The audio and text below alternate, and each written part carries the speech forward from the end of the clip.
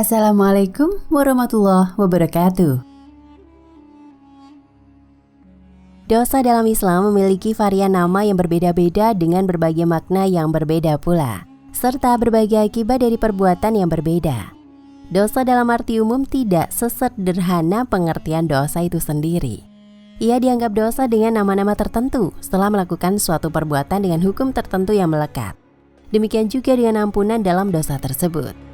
Maka dalam Islam ada beberapa nama untuk menyebutkan kata dosa, yaitu al-ism, az-zandab, al-khotiyah, asyar, al-hins, as-sayyah, al-maksiyah, al-jurm, al-haram, al-fisk, al-fasad, al-fujur, al-munkar, al-fahisyah, al-khabat, al-lamama, al-wizar wasikol.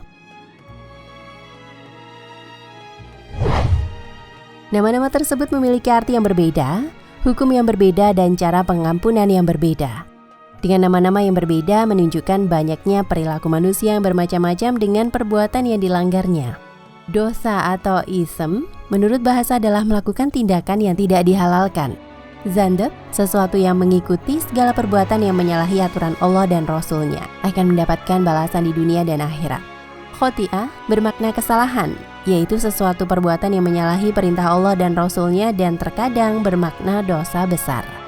Fisk artinya keluarnya biji kurma dari kulitnya. Orang-orang yang melampaui batas hukum-hukum Allah, mu'jam, mani. Isyan, keluar dari ketaatan menyalahi perintahnya.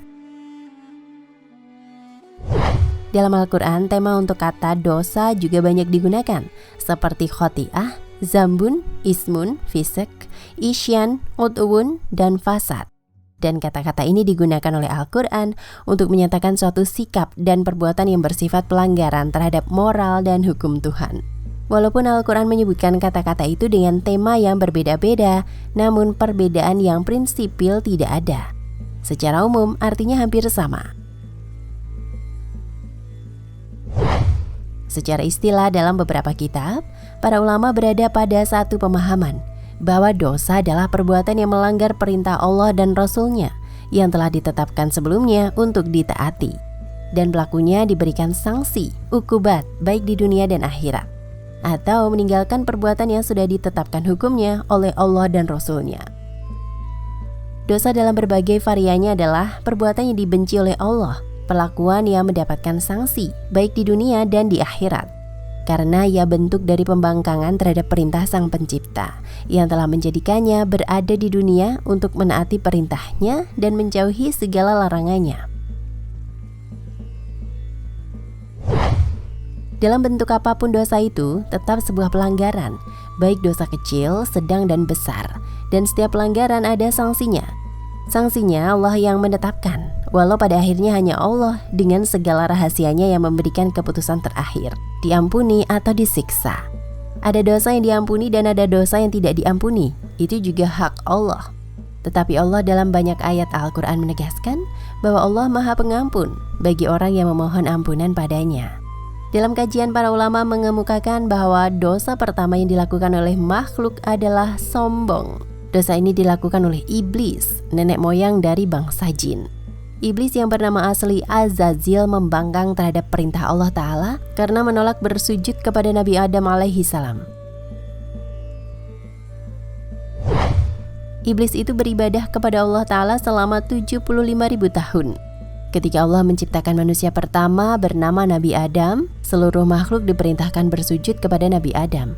Para malaikat pun bersujud kepada Nabi Adam, tetapi tidak demikian dengan iblis.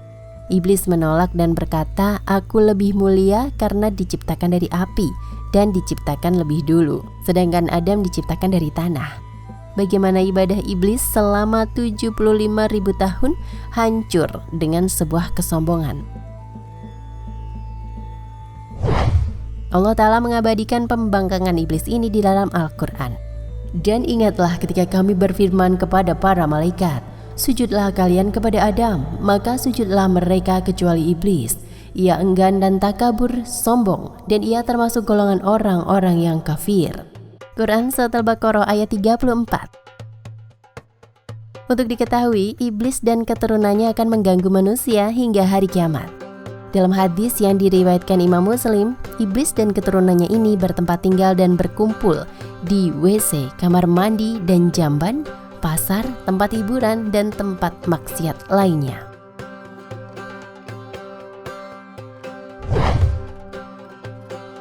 Sifat sombong juga diwarisi oleh Fir'aun yang menunjukkan keangkuhannya dengan berkata, "Aku Tuhan tertinggi di bumi ini."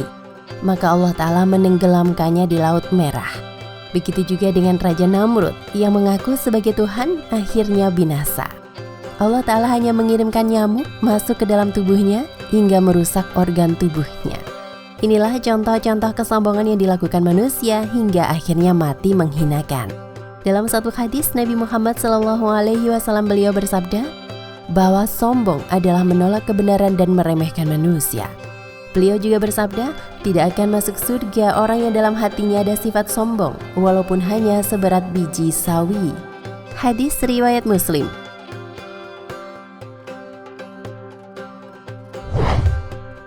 Agar tidak tergelincir ke dalam sifat sombong, hendaklah seseorang merasa hina, merasa fakir, rendah diri di hadapan Allah dan manusia. Inilah bagian dari sifat terpuji seorang hamba kepada Allah. Syekh Abu Madian pernah berkata, "Inkisarun lil asi khairum min wusulil muthi'i." Perasaan rendah diri yang telah berbuat dosa itu lebih baik dari kesombongan seorang yang taat. Wallahu a'lam bishawab. Nah pemirsa Ensiklopedia Al-Fatih, sampai di sini perjumpaan kita kali ini. Semoga menginspirasi.